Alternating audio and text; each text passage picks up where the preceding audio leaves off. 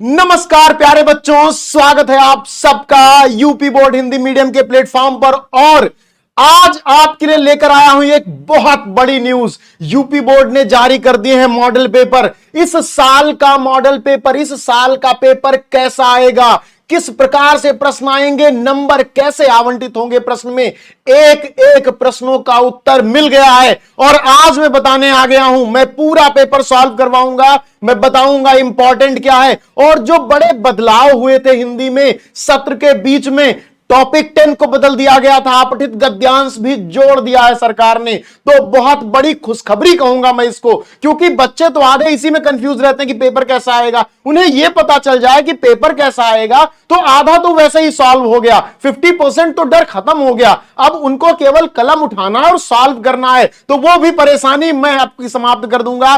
Paper एक एक number का सॉल्व करवाऊंगा। साथ ही जो भी टॉपिक आपको टफ लगेगा वो आप मुझे कमेंट सेक्शन में बताओगे, उसके रिगार्डिंग क्लासेस आपके लिए बहुत सारी, सब एक एक नंबर की तैयारी होगी। तो चलिए शुरू करते हैं। सबसे पहले आप लोग इस सेशन को शेयर कर दें, चैनल को सब्सक्राइब कर लें यदि नए हैं तो, क्योंकि धमाका होने वाला है। मॉडल पेपर जारी होने का अर्थ होता है बेटा कि परीक्षा के युद्ध में कूद चुके हैं आप, लड़ाई शुरू हो गई है, अब बचने की गुंजाइश ही नहीं है भैया। तलवार मांझने का समय गया, अब लड़ो। तो आओ शुरू करो और चैनल को शेयर करो, सबसे पहले सेशन को लाइक करो और सब्सक्राइब करो तुरंत।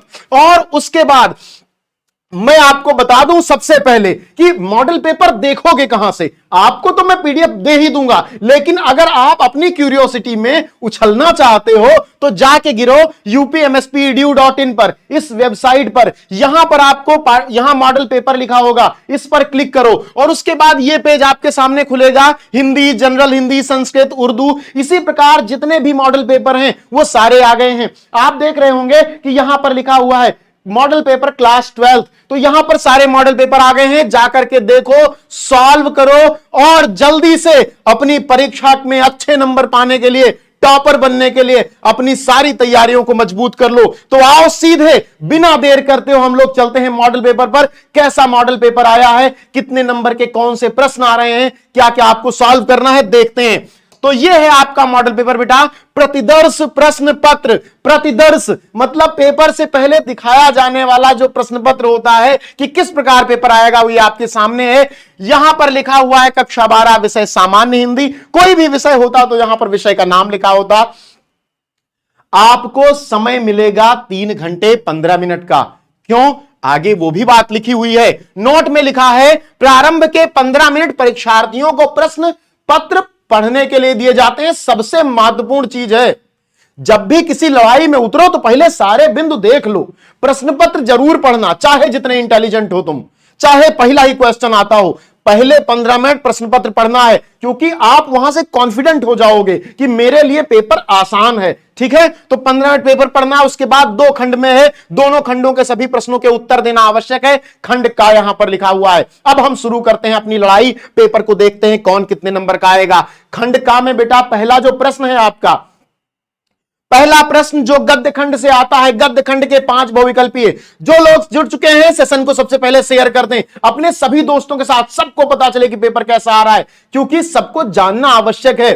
ठीक है, सभी लोग सेशन को शेयर करें। जो लोग नए हैं चैनल को सब्सक्राइब करें, क्योंकि आपके लिए अब धमाकेदार क्लासेस चलने वाली हैं। पेपर बिल्कुल हलवा बना दिया जाएगा। चलो, तो खंड का पहला क्वेश्चन। अब देखो, सभी क्वेश्चन देख लो। क्यों क्वेश्चन देख लो, क्योंकि क्वेश्चन इंपॉर्टेंट है देखना। शिक्षा का उद्देश्य निबंध के लेखक कौन है, आपके पाठ का ही है, संपूर्णानंद आप लिख दोगे। एक एक क्वेश्चन आप ध्यान से देखो। इसी प्रकार 5 क्वेश्चन आएंगे। लल्लू लाल की रचना, प्रेम सागर पर्दा कहानी के लेखक यशपाल, आवारा मसीहा के रचनाकार विष्णु प्रभाकर, बाण भट्ट की आत्मकथा कौन, बाण भट्ट की आत्मकथा महावीर प्रसाद द्विवेदी या हजारी प्रसाद द्विवेदी, कमेंट करके ये भी बताओ। यहां पर तैयारी भी चलती रहनी चाहिए। ठीक है, तो ये 5 प्रश्न आपके आएंगे किससे, गद्य खंड से।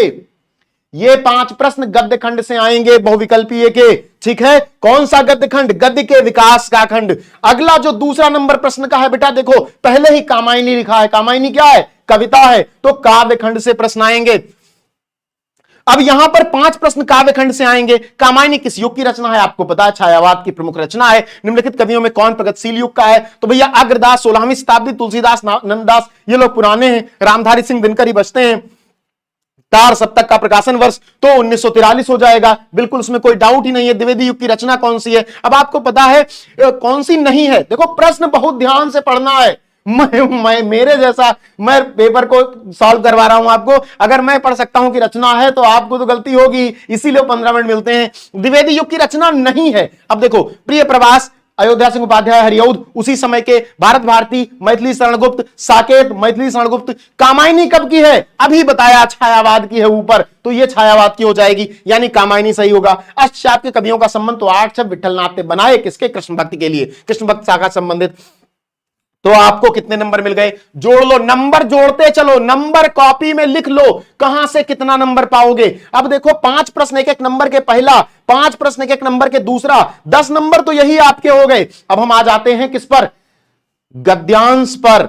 गद्यांश जो आपका आएगा बेटा 10 नंबर का, गद्यांश आपका आएगा 10 नंबर का। 5 प्रश्न, 2-2 नंबर के एक एक प्रश्न आएंगे। ध्यान रखना, इस बात को बहुत ध्यान से समझना कि 2-2 नंबर के एक एक प्रश्न आएंगे और बहुत ध्यान से इनको सॉल्व करना है। नंबर सारे चाहिए मुझे, हिंदी में कोई टॉपिक नहीं बचा तो सारे नंबर मुझे चाहिए। आप में से किसी का पेपर खराब ना हो, यह जिम्मेदारी मैंने उठाई है और साथ में मेहनत आपकी चाहिए। तो चलिए, गद्यांश पर आधारित प्रश्नों में क्या करना है। अब धरती माता की कोख में जो अमूल्य निधियां भरी हैं, जिसके कारण वह वसुंधरा कहलाती है, उनसे कौन परिचित नहीं होगा। कौन सा पाठ है? पहला पाठ है, राष्ट्र का स्वरूप, पहला पाठ है। गद्यांश का संदर्भ लिखना है, राष्ट्र का स्वरूप बता दिया, वासुदेव शरण अग्रवाल हो गया। धरती वसुंधरा क्यों कहलाती है, यहीं पे लिखा हुआ है। कोई भी प्रश्न इसका इसी में मिलेगा, कहीं बाहर से कुछ रटना नहीं है। गद्यांश इसीलिए सरल होता है, इसीलिए पूरे नंबर मिलते हैं गद्यांश में। धरती वसुंधरा क्यों कहलाती है? तो धरती माता की कोख में जो अमूल्य निधियां भरी, जिनके कारण वह वसुंधरा कहलाती है। उत्तर मिल गया, ऐसे ही खोजना है। रेखांकित अंश की व्याख्या, रेखांकित अंश है पृथ्वी की देह को किसने सजाया? तो पृथ्वी की देह को अगणित प्रकार की मिट्टियों ने सजाया। धातुओं को पृथ्वी पीस पीस कर अगणित प्रकार की मिट्टियों से पृथ्वी की देह को सजाया है। इसी में उत्तर है कि नहीं है? इसी प्रकार भारी आर्थिक अभ्युदय हमें क्या करना? भावी आर्थिक अभ्युदय के लिए, भावी मतलब आने वाला जो आर्थिक अभ्युदय, उसके लिए क्या करना चाहिए? ये आप हो गया। पैराग्राफ इस तरह सॉल्व होगा। आपको संदर्भ बता दिया। प्रस्तुत गद्यांश हमारी पाठ्य पुस्तक किससे? हमारी पाठ्य पुस्तक हिंदी के कौन से पाठ से है? राष्ट्र का स्वरूप से। किसने लिखा है? वासुदेव शरण अग्रवाल ने। संदर्भ हो गया। धरती वसुंधरा क्यों कहलाती है? रेखांकित अंश की व्याख्या, पृथ्वी की देह को किसने सजाया, भावी आर्थिक अभ्युदय। सब प्रश्न इसी में मिलेंगे। चलो, ऐसे ही अथवा करके आएगा, अशोक का फूल उसी मस्ती में हंस रहा है। पहली ही लाइन में पाठ का नाम लिखा है अशोक का फूल। लेखक तो जान ही गए होंगे, कमेंट करके बता देना फिर मुझे भी। चलो, उपरोक्त गद्यांश का संदर्भ, अब पाठ का नाम, लेखक का नाम पता है, संदर्भ खत्म हो गया। रेखांकित अंश की व्याख्या, गद्यांश में क्या ही कठिनाई होती है रेखांकित अंश की व्याख्या करने में, कितने बढ़िया से मैंने बताया है। यूट्यूब सेक्शन में, वीडियो सेक्शन में आपको वीडियो पढ़ा, जाके देखो कि गद्यांश कैसे लिखते हैं। चलो आगे बढ़ते हैं। अगला प्रश्न क्या है? लेखक क्यों कहता है उदास होना बेकार है?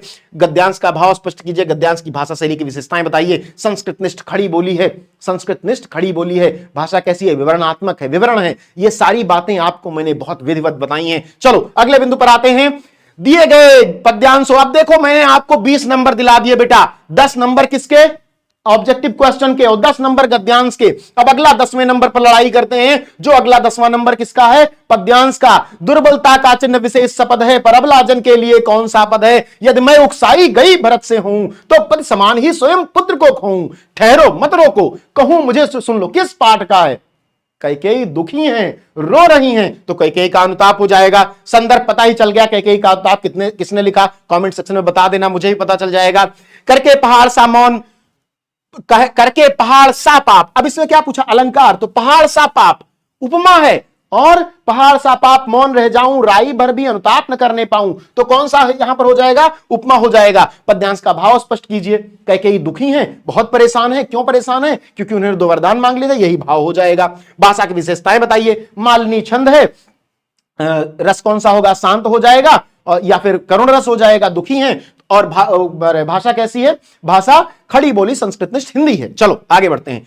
अगला क्या है? अथवा करके भी दिया जाता है। आपको पता है कि लज्जाशीला पथिक महिला जो कहीं दृष्टि आवे, होने देना विकृत वसना तून सुंदरी को। जो थोड़ी सी श्रमिक वह हो, गोद ले शांति खोना, होठों की यो कमल मुक्की म्लानताएं मिटाना। पूरी क्लास मैंने पूरी क्लास पवन दूतिका की पढ़ाई है, एक क्लास में वीडियो सेक्शन में वीडियो पढ़ी है, आप जाकर देखेंगे इसको पूरा, ये पूरा मैंने व्याख्या करवाई है, इसको बहुत आराम से कर लेंगे आप। पवन दूतिका पहला चैप्टर पद्यखंड का पहला चैप्टर, आपके काव्य का लेखक कौन है? अयोध्या सिंह उपाध्याय। यौध संदर्भ हो गया, रेखांकित की व्याख्या तो मैंने बताई हो जाएगी। राधा लज्जाशील पथिक महिला के विषय में क्या कहना चाहती हैं? वे कहती हैं उसको विकृत वसना न होने देना। विकृत वसना का अर्थ कमेंट सेक्शन में बताओ जल्दी से, एक एक शब्द का अर्थ बताया है मैंने। होंठों की और कमल मुख में अलंकार, होंठों की और कमल मुख की, कमल मुख, मुख कमल हो गया है, मुख और कमल में अंतर ही नहीं रहा। रूपक अलंकार हो गया, उपमेय में उपमान का भेद रहित आरोप है।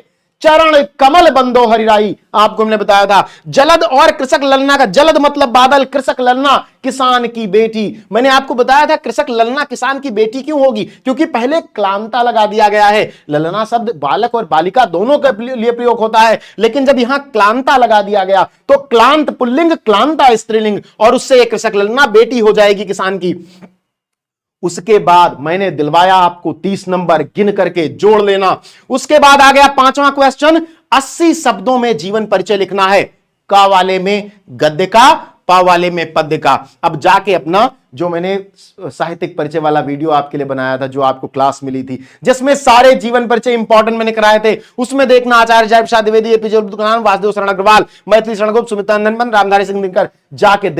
जाके देखो कि आपको ये 5 नंबर, ये 5, 10 फिर से मिले या नहीं, आपकी तैयारी मजबूत हुई या नहीं। आपकी तैयारी के लिए जो हमने किया, आपने कितनी मेहनत की, ये भी अपने अंदर झांको और देखो कितनी मेहनत कर, कितने तैयार हो इस पेपर को सॉल्व करने के लिए। और बेटा जिस बच्चे ने ये पेपर 80% प्लस सॉल्व कर लिया, उसको तो टॉप करना ही है पेपर में, कोई बचा ही नहीं, कोई रोक ही नहीं सकता उसको। चलो तो आप 5 का वाला कर लोगे, जीवन परिचय हो जाएगा आपका, आराम से हो जाएगा, क्योंकि मैंने इसके इंपॉर्टेंट बता दिए आपको। उसके बाद खा वाले में आएगा काव्य का, मैथिली शरण गुप्त, सुमित्रा नंदन पंत, रामधारी सिंह दिनकर, सबका जीवन परिचय आपको याद है। और 80 शब्दों में लिखना है, बह मत जाना।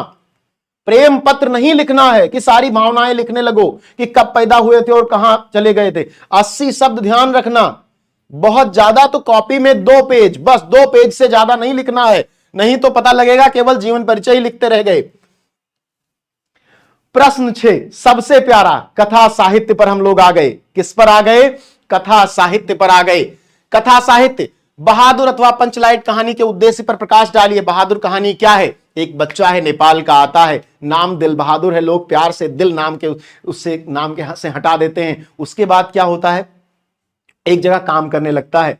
पहले लोग प्यार करते हैं घर वाले, फिर सताने लगते हैं, और एक दिन सिलबट्टा टूट जाता है, भाग जाता है। तो घर वाले बैठ के कहते हैं कि अगर ना जाता तो क्या हम उसको कुछ कहते? वही लोग जो उसको छोटी छोटी गलतियों के लिए मारते थे, वे सिलबट्टे के लिए तो सिलबट्टे से ही मार देते। अच्छा हुआ बेचारा चला गया। दूसरी कहानी है पंचलाइट। क्या प्यारी कहानी है।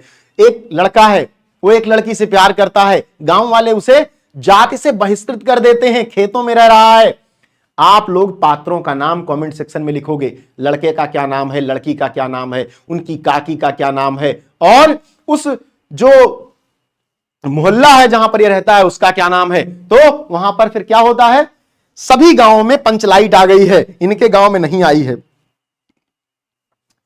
तो ये लोग पंचलाइट लेके आते हैं। अब जलाना किसी को आता नहीं, तो अब क्या करें? सोचते हैं बड़ी बेइज्जती होगी। पता लगता है कि वो लड़का जलाना जानता है। वो लड़की जिससे वो प्यार करता है वो बताती है कि उसे जलाना आता है, तो वो कहता है कि उसको बुलाओ। लेकिन कैसे बुलाओ?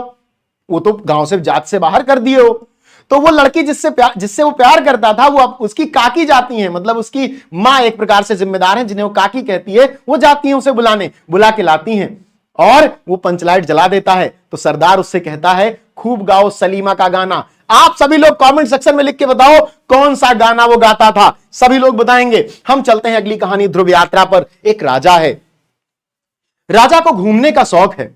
राजा उत्तरी ध्रुव गया है, जीत कर आया है। राजा चाहता है कि दक्षिणी ध्रुव जाए। राजा की एक प्रेमिका है, प्रेमिका का जो पिता है वो मनोचिकित्सक है, लेकिन प्रेमिका और उसका पिता एक दूसरे को जानते नहीं है, बचपन में बिछड़ गए थे। ठीक है, बाद में राजा मनोचिकित्सक के पास जाता है। मनोचिकित्सक कहता है कि तुम्हारा मन विचलित है, जाओ इसे शांत करो, विवाह कर लो या प्रेम विवाह कुछ भी कर लो, तुम्हारे माता पिता चिंतित हैं। राजा कहता है मुझे विवाह में कोई इंटरेस्ट नहीं है। राजा की प्रेमिका से एक बेटा भी है जो राजा का ही है, तो राजा की प्रेमिका कहती है तुम ये मत सोचना कि मैं तुम्हारे ऊपर बंधन हूं या ये बेटा तुम्हारे ऊपर बंधन है, तुम्हें अपने जीवन के लक्ष्य पूरा करने हैं, जाओ तुम दक्षिणी ध्रुव की यात्रा पर भी जाओ। राजा नहीं जाना चाहता, कहता है कुछ दिन रुक जाऊं। प्रेमिका कहती है नहीं जाओ। राजा जाता है, वहां वो सुसाइड कर लेता है। एक पत्र उसके सिरहाने मिलता है, उस पत्र को पेपर में छपवाया जाता है। राजा राजा होता है तो राष्ट्रपति भी डिनर देते हैं उसके मरने पर सांत्वना स्वरूप। यह कहानी है, यह थोड़ी सी जटिल कहानी है। अगर आपको बहादुर और पंचलाइट आती है तो 80 शब्दों में लिख मारिए, इससे प्यारी कहानी क्या हो सकती है। बहादुर और पंचलाइट मेरे जीवन की सबसे प्यारी कहानियां हैं, ठीक है। तो सभी लोग इसको लिखो। अब उसके बाद आ जाता है भैया खंडकाव्य। आपका खंडकाव्य देखो जिलों के आधार पर वर्गीकृत है खंडकाव्य, और 2 प्रकार के प्रश्न आते हैं। कौन से 2 प्रकार के प्रश्न आते हैं तो यह भी जान लो कौन से 2 प्रकार के प्रश्न आते हैं। मैं बता देता हूं आपको सबसे सरल तरीके से, और यही 2 प्रकार के प्रश्न आपको पढ़ने हैं। कौन से आते हैं देख लो। एक तो आपका आएगा नायक का चरित्र चित्रण, नायक का चरित्र चित्रण, ये आएगा आपका किससे, खंडकाव्य से। एक प्रश्न ये आएगा। और दूसरा क्या आएगा, दूसरा प्रश्न आपका आएगा, पहला प्रश्न आएगा नायक का चरित्र चित्रण, और दूसरा प्रश्न आएगा किसी एक सर्ग का, किसी एक सर्ग की कथा वस्तु। कथा वस्तु मतलब किसी एक सर्ग की कहानी, क्योंकि खंडकाव्य कई सर्गों में होते हैं, कई भागों में होते हैं। आपको पता है कई भाग होते हैं उनके, सर्ग अर्थात भाग। तो अब देखो यहां पर क्या देखोगे, हम लोग देख लेते हैं इसको। क्या देखते हैं हम देखते हैं कि यहां स्वपठित खंडकाव्य, स्वपठित अपन जो आपने पढ़ा है। कौन सा, आपके यहां श्रवण कुमार है तो वो, आपके यहां रश्मिरथी है तो उसे, आपके यहां मुक्ति अज्ञ। आप देख लो प्रश्न देखो, श्रवण कुमार खंडकाव्य के नायक का चरित्र चित्रण हो गया, मिल गए 5 नंबर, मिल गए कि नहीं मिल गए। रश्मिरथी काव्य के आधार पर कर्ण का चरित्र चित्रण 5 नंबर मिल गए। मुक्ति अज्ञ खंडकाव्य के नायक का चरित्र चित्रण 5 नंबर मिल गए। त्यागपति खंडकाव्य के आधार पर हर्षवर्धन का चरित्र चित्रण 5 मिल गए। आलोक वृत्त खंडकाव्य के नायक कौन है उसका चरित्र चित्रण कीजिए, 5 मिल गए। सत्य की जीत खंडकाव्य के आधार पर द्रौपदी का चरित्र चित्रण, क्या किया मैंने, क्या बताया मैंने, यही तो बताया कि चरित्र चित्रण याद कर लो नायक का, 5 नंबर तुरंत पा जाओगे। अब आगे आते हैं बेटा 8वें नंबर पर। 8वें नंबर पर आते हैं, 8वां नंबर है संस्कृत का। वीडियो सेक्शन में हर संस्कृत दिग्दर्शिका के हर पाठ की एक एक वीडियो, एक एक व्याख्या, एक एक शब्द के अर्थ के साथ पड़ी हुई है। अगर आपने देखा है तो यह सेक्शन आपके लिए सबसे सरल होना चाहिए इस पेपर में। महामना विद्वान वक्ता धार्मिको नेता पटु पत्रकाराश्चासीत परमस्य सर्वोच्च गुण जन सेवैव आसीत यत्र कुत्रापि अयम जनानाम दुखितान। महामना विद्वान, महामना कैसे थे, विद्वान वक्ता थे, बहुत विद्वान वक्ता थे, धार्मिको नेता, धार्मिक नेता थे, पटु पत्रकारिता आसीत और बहुत मजे हुए पत्रकार थे। ठीक है, यह किस पाठ का हो गया, महामना मदन मोहन मालवीय। क्या लिखना है, प्रश्न बहुत ध्यान से पढ़ना है। संस्कृत गद्यांशों में से किसी एक का ससंदर्भ हिंदी में अनुवाद, संदर्भ के साथ। संदर्भ क्या है, प्रस्तुत गद्यांश हमारी पाठ्य पुस्तक संस्कृत दिग्दर्शिका के महामना मालवीय नामक पाठ से लिया गया है। बस इतना संदर्भ, और इसकी हिंदी लिख देनी है। अगला क्या, अथवा में लिख देकर क्या, क्योंकि 2 दिया होता है, 1 करना होता है। हंस राजा तथैव परिसमध्ये आत्मनः भागिने पाप हंस पोतिकाए दुहित रमक्षत। ठीक है, हंसराज ने तदैव, उसके बाद परिसमध्ये, परिसर के मध्य में, आत्मनः भगिने पाप, अपने भगनी के बेटे को, अपने बेटी के बेटे को, हंस पोतिकाए दुहित रमक्षत, अपने हंस पोतिका मतलब जो उनकी बेटी थी, जो बहुत सुंदर बेटी थी, उसका हाथ दे दिया, उससे विवाह कर दिया और सभी लोग अपने घर चले गए। ये किसका है, जातक कथा का है। जातक कथा का दूसरा पार्ट नृत्य जातक। नृत्य जातक में हंस पोतिका की कहानी है, और किसकी कहानी है, हंस के भाग जाने की, जो मोर के भाग जाने की, जो मोर नाचने लगता है, नंगा हो जाता है।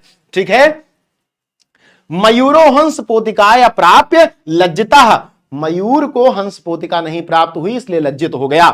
उसके बाद आपको बेटा ये 7 नंबर देखो, संस्कृत गद्यांश का 7 नंबर आएगा, तो 7 मिल गए आपको। अब आ जाते हैं ख वाले पर, दिए गए पद्यांश में से किसी एक का ससंदर्भ हिंदी अनुवाद कीजिए। जब संस्कृत दिग्दर्शिका पढ़ाई तो श्लोक नहीं पढ़ाया, कैसे हो सकता है, सब पढ़ाया है। न मे रोचते भद्रम वह उलूकश्यामि वेचनम अक्रुद्धस्य मुखम पश्य कथम क्रुद्धो भविष्यति। उसी नृत्य जातक का है जिसका अभी मैंने जिक्र किया। जाके देखो, जातक कथा सर्च करो, जातक कथा ऋषि सर आपको मिलेगा वीडियो, आप देखो उसको, एक एक शब्द का अर्थ देखो, कितनी सरलता से मैंने आपको पढ़ाया है, ये देखो, ठीक है। उसके बाद क्या है, परोक्षे कार्य हंतारम प्रत्यक्षे प्रियवादिनम वर्जये तादृशम मित्रम विषकुंभ पयो मुजम। परोक्षे कार्य हंतारम, जो सामने आप, जो आपके पीठ पीछे आपका कार्य खराब करते हो, और प्रत्यक्ष प्रियवादनम, और जो प्रत्यक्ष रहने पर, सामने रहने पर प्रिय बोलते हो, वर्जयेत तादृशम मित्रम, ऐसे दोस्तों को तुरंत मार के भगाओ, भागो साले, यहां नहीं रहना तुमको, ठीक है। उसके बाद 9वां क्वेश्चन, इसका भी संदर्भ लिखना है, संदर्भ बता दिया मैंने। 9वां क्वेश्चन, मुहावरों में से किसी एक का अर्थ लिखना है, किसी एक का अर्थ लिखकर वाक्य में प्रयोग कीजिए। देखो 2 नंबर क्यों है, 1 नंबर तो आपके अर्थ लिखने का है, देख लो, इस चीज को समझ लो, 1 नंबर अर्थ लिखने का, 1 नंबर वाक्य में प्रयोग करने का, इसलिए 2 नंबर है, ध्यान रखना, ये मत कंफ्यूज जाना कि काहे 2 नंबर आ गया, 2 ठो तो नहीं करना है, 2 नहीं करना है, करना एक ही है, क्योंकि वो नंबर ही एक एक 2 अलग अलग चीजों का है। चलो आगे बढ़ो। अब सबसे कंट्रोवर्शियल चीज, जब मैंने वीडियो में आपके लिए एक अपठित गद्यांश की वीडियो आई थी, आप लोगों ने देखा कि नहीं देखा, जाके देखिएगा, तब मैंने आपको बताया था कि एक अपठित गद्यांश आएगा और उसके आधार पर प्रश्न आएंगे लिखने के लिए। बहुत से लोगों ने और बताया आपको कि अपठित गद्यांश से ऑब्जेक्टिव प्रश्न आएंगे, मैंने आपको बताया था कि लिखने वाले प्रश्न आएंगे, और आप जाकर के अभी देखिए कि वहां पर मैंने सॉल्व भी करवाया था, बच्चों ने कमेंट सेक्शन में आंसर भी किया था प्रश्नों का, ठीक है। तो यहां पर यही लिखा हुआ है, देखो, अपठित गद्यांश पर आधारित निम्नलिखित प्रश्नों का उत्तर दीजिए। एक अपठित गद्यांश लिखा हुआ है। क्या होता है अपठित गद्यांश? जो आपने पढ़ा ना हो, जिसे आपने पढ़ा ना हो, जो आपने कभी, जिसको ठीक से, मतलब जो आपकी किताब में ना हो, सिलेबस से ना हो, कहीं अलग से आ गया हो, इसको आप पढ़ेंगे। यह कहना एक भूल है कि इच्छा, संतोष, लाभ आदि के कारण मनुष्य आगे बढ़ने को प्रेरित होता है। इसके आधार पर कुछ प्रश्न दिए जाएंगे। कितने प्रश्न दिए गए?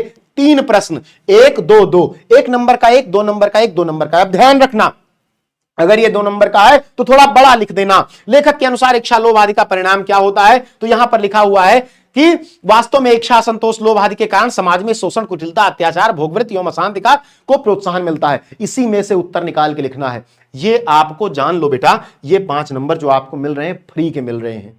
जैसे कॉम्प्रिहेंशन अंग्रेजी में आता है ना, वैसे हिंदी में क्या आता है? अपठित गद्यांश इस बार आना शुरू हुआ है, और ये 5 नंबर फ्री के हैं बिल्कुल। गद्यांश में तो कई बार आप संदर्भ और प्रसंग भूल सकते हो, जो तीसरे नंबर का क्वेश्चन है, लेकिन इसमें तो संदर्भ आता ही नहीं है ना, तो ये 5 नंबर तो पक्के आपके हो गए। अब ये 2 आएगा अथवा करके, चाहे ऊपर वाले का लिख दो, चाहे नीचे वाले का लिख दो, बस मेरी एक राय मान लेना। ये मैं बता रहा हूं आपको कि एक अपठित गद्यांश को कम से कम 3 बार पढ़ना, उसके पहले पेन मत छूना, और यकीन मानो अगर 3 बार पढ़ने के बाद आप पेन उठाओगे तो ये 5 नंबर आपकी झोली में पहले ही आ जाएंगे, बिना कुछ किए हुए। आगे बढ़ते हैं। 11वां प्रश्न हमारे सामने आ गया बेटा, निम्नलिखित शब्द युग्मों का सही अर्थ। वसन और व्यसन, खैर इन्होंने पेपर बनाया तो बहुत सरल दे दिया, जो हमेशा से दिया जाता था प्रतिदर्श पत्र में वही दे दिया, विवश और व्याकुल। चलो व्यसन, सभी लोग देखो, ऑब्जेक्टिव क्वेश्चन है, आप लोग कमेंट सेक्शन में आंसर करोगे। व्यसन, वसन और व्यसन क्या होता है? ABCD, विवश और व्याकुल, कवच और भोजन, वस्त्र और आदत, विस्तार और अवधि। दूसरा क्या है? अंबुज और अंबुद में क्या अंतर है? बादल और समुद्र, जल और कमल, कमल और बादल, समुद्र और कमल। कमेंट सेक्शन में सभी लोग बताएंगे, सारे बच्चे कमेंट सेक्शन में इस क्वेश्चन का आंसर करेंगे, सभी बच्चे। निम्नलिखित शब्दों में से किसी एक शब्द के 2 अर्थ लिखिए। अंबर के 2 अर्थ, पर्यायवाची भाई, 2 अर्थ क्या कहां से आएगा? पर्यायवाची ही तो, अंबर का, पट का, विधि का, नाग का। किसी एक शब्द के, कोई एक शब्द आप उठा लो, इसमें से, इन सभी में से कोई एक शब्द उठा लो, एक शब्द, केवल एक शब्द, दोनों को मत लिखने लगना। 2 नंबर का है, एक शब्द के 1 और 2 अर्थ लिखने हैं, 1 और 2 अर्थ, 1 नंबर का ये, 1 नंबर का ये, 2 नंबर आपको मिल जाएंगे, और इसके लिए भी आपके पास पूरी व्यवस्थाएं हैं, ठीक है। चलिए अगला प्रश्न क्या आता है? निम्नलिखित वाक्यांशों के लिए एक शब्द जो आंख के सामने न हो, जो आंख के सामने न हो, कमेंट में बताइए। नेत्र सम्मुख, प्रत्यक्ष, आंख के आगे, प्रत्येक आंख जो आंख के सामने हो। अच्छा, जानने की इच्छा रखने वाला, जानकार, ज्ञानी, जिज्ञासु, बुद्धिमान। कमेंट सेक्शन में बताइए निम्नलिखित में से किन्हीं 2 वाक्यांशों को शुद्ध करके लिखिए। दो वाक्यांशों को शुद्ध करके लिखना है आपको। तुम तो कुर्सी पर बैठे हैं, तुम तो कुर्सी पर बैठे हैं। क्या गजब बात है। सही करके लिख दो कमेंट सेक्शन में, मुझे भी तो पता चले कि कहां पर आपको परेशानी आ रही है। इस सरोवर में अनेकों कमल खिले हैं, अनेकों, अनेक और अनेकों, अनेकों का है यूज होगा भाई। सम्मेलन में कवियत्री, कवियत्री होता है, कवयित्री होता है। कृपया अनुमोदन करने की कृपा करें। अरे अनुमोदन और कृपा दोनों क्यों प्रयोग होगा। चलो अब 12वां प्रश्न आता है। फ्री वाले नंबर सारे अब आपके शुरू हो गए हैं। वीर रस अथवा हास्य रस का स्थायी भाव उदाहरण के साथ बताइए। वीर रस अथवा हास्य रस। वीरता, वीरता के लिए क्या होगा, उत्साह नामक स्थायी भाव विभावन भाव संचारी भाव से परिपूर्ण हो तो वीर रस की निष्पत्ति करता है। हिमादि तुंग श्रृंग से प्रबुद्ध शुद्ध भारती, स्वयं प्रभा समुज्ज्वला स्वतंत्रता पुकारती, अमर्त वीर पुत्र हो दृढ़ प्रतिज्ञ सोच लो, स्वतंत्रता पुकारती बढ़े चलो बढ़े चलो। या बुंदेले हर बोलों के मुख हमने सुनी कहानी थी। या साज चतुरंग सैन अंग में उमंगधारी सरजा शिवाजी जंग जीतन चलते हैं। कुछ भी लिख दो, वीर रस हो गया। एक लिखना है हास्य चाहे वीर। श्लेष अथवा उत्प्रेक्षा अलंकार की परिभाषा कितनी बार बताया आपको। श्लेष क्या है, उत्प्रेक्षा क्या है, कमेंट सेक्शन में परिभाषा बता दो जरा एक बार। दोहा और सोरठा छंद मात्रा सहित जरा बताओ मुझे, एक दोहा का उदाहरण और एक सोरठा का। चलो दोहा का मैं बता देता हूं, सोरठा का आप बता देना। श्री गुरु चरण सरोज रज निज मन मुकुर सुधार। किसको हनुमान चालीसा नहीं याद है भाई। और जिसे हनुमान चालीसा याद है उसके लिए चौपाई और दोहे को लिखने के लिए उदाहरण की आवश्यकता होगी। अरे वहीं से निकालो एक दोहा, खींच के मारो पेपर पे। अब आ जाओ एक ऐसा पत्र लिखने के लिए जिस पर आप लोगों को बहुत कंफ्यूजन होता है। जल्दी, बहुत जल्दी कल आपके लिए एक वीडियो आएगी जिसमें आप समझ सीखोगे कि आपको पत्र कैसे लिखना है, सारे पत्र उदाहरण के साथ। और जितने पत्र दूंगा ना बेटा, केवल वही पत्र याद करना, उतने ही आएंगे। बैंक में खाता खोलने के लिए बैंक प्रबंधक का आवेदन पत्र। बैंक में खाता खोलना है श्रीमान प्रबंधक महोदय, विस्तार से कल आपको मिल जाएगा। बिल्कुल ठीक से एक एक लाइन रट लेना, याद कर लेना, क्योंकि कितने नंबर का है देख लो, 6 नंबर का है। 6 नंबर, एक पत्र लिखो 6 नंबर पाओ। सोचो, उसके लिए तो रटा ही जा सकता है। अगला क्या है, अगला प्रश्न और अंतिम प्रश्न आपका आ चुका है बेटा, निबंध का। निबंध के बारे में आपको पहले भी बता चुका हूं, और जो सबसे महत्वपूर्ण निबंध हैं उनके लिए मैं आपको उदाहरण के साथ जो निबंध आने बिल्कुल वही निबंध लेकर के आऊंगा। तो पत्र लेखन और निबंध जल्दी से 2-3 दिन के अंदर आपकी क्लासेस अपलोड हो जाएंगी वीडियो सेक्शन में। इसीलिए चैनल को सब्सक्राइब कर लीजिए, क्योंकि लड़ाई शुरू हो चुकी है और लड़ाई के जितने भी हथियार हैं वो तो सप्लाई करते हैं हम भाई। यूपी बोर्ड की लड़ाई में जीतने के हथियार के सप्लायर हम ही हैं, सबसे विश्वसनीय सप्लायर। तो आपको चैनल सब्सक्राइब करना है और सेशन को लाइक करना है। ये निबंध तो हर बार रिपीट होते हैं। देश में बेरोजगारी है, आतंकवाद की समस्या है, वृक्षारोपण का महत्व है, चंद्रयान पे कुछ लिख लेना, कुछ याद कर लेना, विज्ञान पर कुछ याद कर लेना, यही तो निबंध आता है। यूपी बोर्ड के निबंध तो सबसे सरल होते हैं, कुछ भी लिख दो। कितने शब्दों में लिखना है ये लिखा नहीं, लेकिन 9 नंबर है तो 9 नंबर मान के चलो,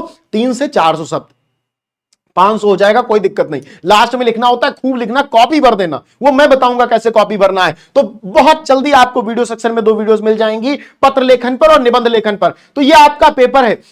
सबसे पहले जो बहुत सबसे इंपॉर्टेंट बात बेटा, ये आपको पीडीएफ तो मिल ही जाएगी, इसकी चिंता मत करो। मैंने आपको ये भी बता दिया कि कहां से मिलेगी।